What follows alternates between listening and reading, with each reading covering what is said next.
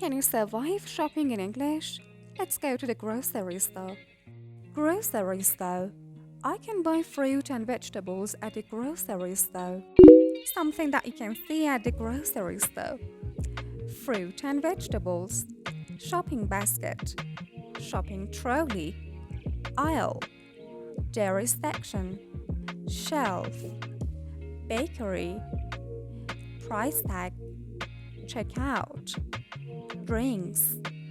Cashier. Receipt. Frozen food.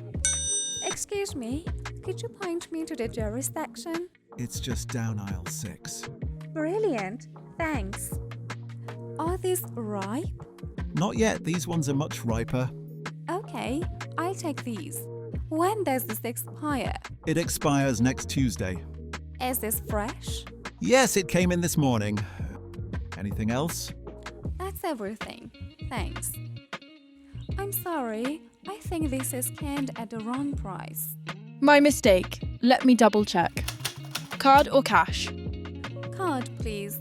Here's your receipt. Cheers.